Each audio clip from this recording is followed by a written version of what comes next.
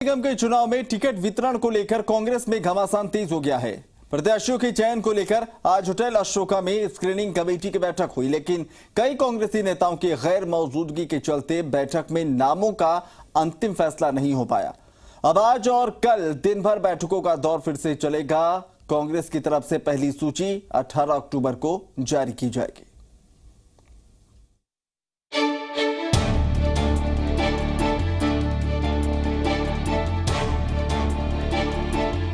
जयपुर के नगर निगम के चुनाव के लिए भले ही कोऑर्डिनेटर और ऑब्जर्वर प्रत्याशियों के बायोडाटा ले रहे हैं, लेकिन कांग्रेस में टिकट वितरण के लिए विधायकों से और विधायक का चुनाव हार चुके नेताओं से सिंगल नाम मांग लिए गए हैं। जयपुर में विद्याधर नगर, मालवीय नगर और सांगानेर कांग्रेस प्रत्याशियों ने सिंगल नाम स्क्रीनिंग कमेटी को सौंप दिए हैं। हवा महल, आदर्श नगर, किशनपोल, बगरू और सिविल लाइन से नाम मिलने के बाद जयपुर नगर निगम में चुनाव के लिए प्रत्याशियों का चयन होगा। जयपुर में प्रत्याशियों के नामों पर चर्चा के लिए होटल अशोका में स्क्रीनिंग कमेटी की बैठक हुई, लेकिन बैठक में महेश जोशी, अमीन कागजी समेत कई नेताओं की गैर मौजूदगी के चलते बैठक को औपचारिकता के बाद टाल दिया गया। हालांकि कांग्रेस 18 अक्टूबर को सूची जारी करने का ऐलान कर चुकी है।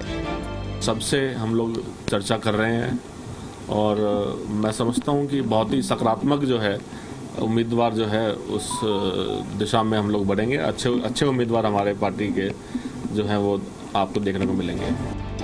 भाजपा के ब्लैक पेपर के दावे को खोखला बताते हुए कांग्रेस ने बीजेपी पर कोरोना में धर्म के नाम पर सियासत की तोहमत तो मढ़ी ही।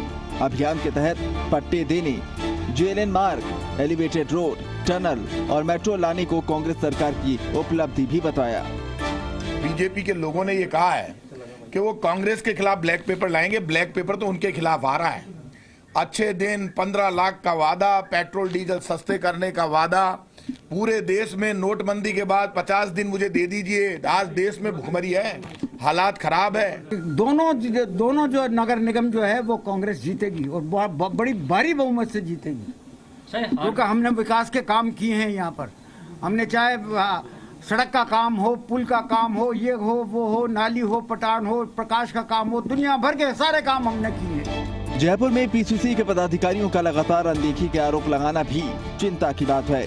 इसके साथ ही सूत्र बताते हैं विद्याधर नगर से कांग्रेस के प्रत्याशी रहे सीताराम अग्रवाल और लोकसभा उम्मीदवार रही ज्योति खंडेलवाल के बीच कल शाम को 7 बजे तक कोई चर्चा हुई। हालांकि कैमरे पर वो इसे खारिज करती दिखी।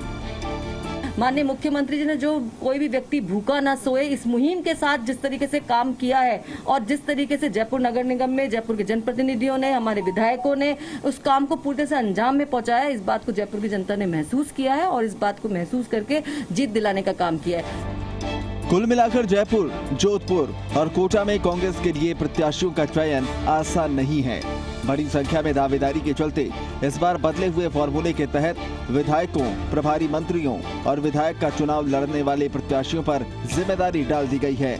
लेकिन इससे होने वाली नाराजगी और टिकट नहीं मिलने वाले असंतुष्टों को कांग्रेसी साधने में कितना कामयाब होंगे, इसी बात पर इन चुनावों के परिणाम तय होंगे।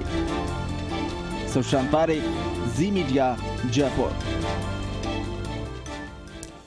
29